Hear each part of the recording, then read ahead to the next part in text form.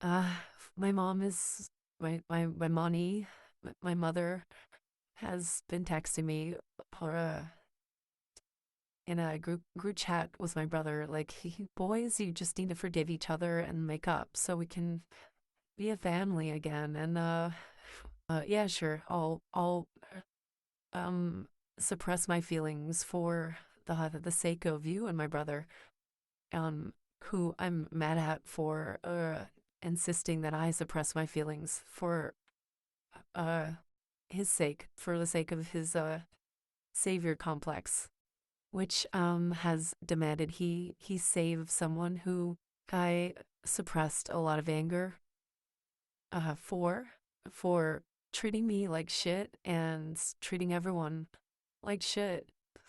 It's one day tried to use me to treat someone they'd been abusing like shit, and I finally said no. And because I said no, go away, they went into a narcissist smear campaign mode. And I think the term is eat flying monkeys. My brother has been turned into a flying monkey, and what the flying monkeys do is they uh, basically tell you you're being unreasonable. uh, they side with the abuser, and basically everyone treats you like you're being unreasonable because you don't want to put up with someone who has treated you and your friend like garbage, and who treats everyone that they attach to like garbage, and does the smear campaign thing on all of them. They'll find any little crack of plausibility that there may be something wrong with you and wedge it open and extrapolate it into a vast fiction about how you are demonic or scum and deserve to be punished. And they'll spin themselves into uh, this pathetic victim. And they'll cry and kick and scream and make anyone who wants to care about them feel sorry for them, even though it's a situation they created themselves, where the people they've been disgusting to don't want anything to do with them anymore. Like, bitch, you told me to tell the girl you've been domestically abusing to kill herself.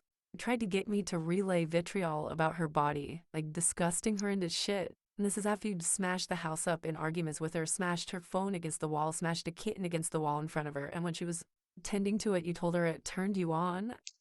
Her concern for the kitten that you just fucking threw against the wall was turning you on. You punched the wall next to her face. You wouldn't let her leave the house. You wouldn't let her talk to anybody because you're so insecure and controlling. Somehow you spun it into you being the victim of her. And nobody will listen to me when I try to tell them uh, about how fucking shitty you are, because you've convinced them that I'm crazy and that she's crazy and that you're a victim. The list of shitty things you've done to me is also pretty exhausting, but I pretty much took all of it.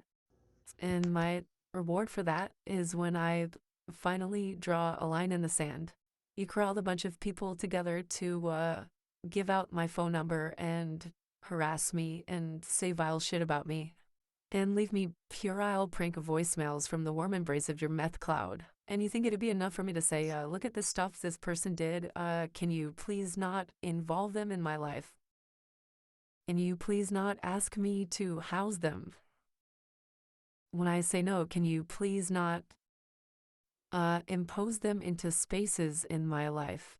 Maybe you just go suck each other off in a shed and leave me out of it? No, instead, you want to secretly invite this person to stay at our mom's house for a month over Christmas? Oh, okay, cool. When I found out about it, I called my mom and I begged her not to let this person in the house, and she dismissed everything I said and chalked it all up to me still being in love with them. I was just being salty, so she didn't listen to me. Incredible. I rage quit the phone call and then blocked her and blocked my brother immediately because I didn't want to hear anything about it at all. Fast forward a month, she mails me this fucking like 15-page document on how horrible it was having this person stay there and all the shitty things they said and all the gross shit they did. and makes it my problem and blames me for letting them stay there uh, and for not trying harder to dissuade her. My brother's response to my lack of compliance was to sneak onto my porch on my birthday and leave a passive aggressive like joke, gift slash note.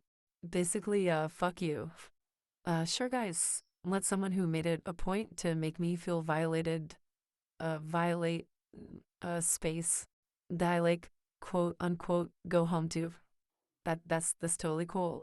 But don't expect me to want to be around you guys anymore. As far as making up with my brother also did something absolutely shitty to my friend that I am not going to talk about, but is enough for me to say, have fun. Bye bye. Here's some support to anyone who might be being guilted into caring about a narcissist who hurt you.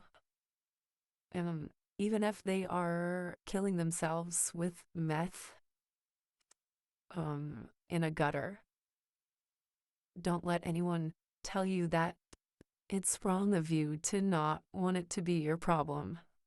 Also, don't let anyone who steamrolls your feelings guilt you into prioritizing theirs. Also, if you catch feelings or a fondness for someone you've discerned is a narcissist or a sadist or, a lovable villain, don't let yourself go, oh, they're just troubled and they're a victim of their own soul. I know there's a good person inside deep down, and that's the person that I'm going to consider. Yeah, instead of doing that, just get the fuck out, like just go away, uh, get out of there, or you're gonna get yourself cooked, and instead of lifting them up, either you're going to drag you very far down, and it's gonna be hard to climb out of it. The person needs like a decade of therapy, and you're not going to be able to provide that for them. You're just going to grow accustomed to being abused. There are other people out there for you to love who will love you and treat you nicely and won't try to coerce you into killing somebody or kick you out of your apartment or defile your name in the ears of everyone you know and who isn't a racist. You don't have to date a racist. You don't have to be friends with a racist, actually. There's like a billion dudes out there. You can pick a different dude.